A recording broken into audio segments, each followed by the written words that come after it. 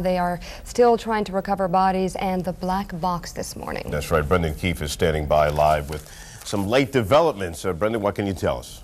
Well, the Navy dive team is on the scene, and I just talked to Captain Chip McCord, the head of that special dive salvage team, and he says the equipment is now on site. They're hoping to bring it out to the scene this morning. It is a very special sonar equipment. It's actually like a robot submarine that deploys down from a boat, and it goes down and it has two different types of receivers on it.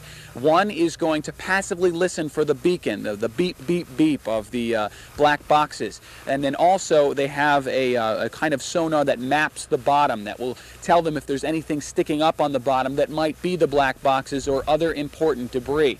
They're going to use those two devices to try and locate them, and then the unit, which goes down on like an umbilical cord, will be able to then grasp the black boxes with a robot arm. But as you can see, the weather causing problems out here this morning. Hopefully the seas will not be too rough to recover both the debris and the human remains that are still out there. Okay, Brendan, one quick question if you still have time. With the weather inclement, how much does that affect the diving? I mean, you lived in Jacksonville, and both of us did one time. I know you did some scuba. Does that hurt, or does that? How much will that deter the effort? Well, obviously rain isn't a problem because you're already underwater, but the winds are what really causes a problem because they whip up the seas. If the currents are strong, which they can be in this area is known for its riptides when the currents do get strong and the wind is coming out of the northeast. It is not coming out of the northeast today, but if it would switch, you would have a problem with currents. That would stir things up and impair visibility.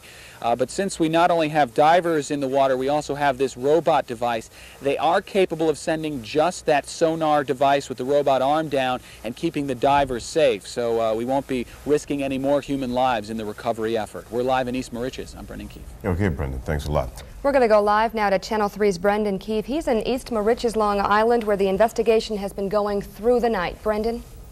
Well, of course, the main object here, the recovery of all of those bodies. The death toll now standing at 230. It rose by 2 overnight.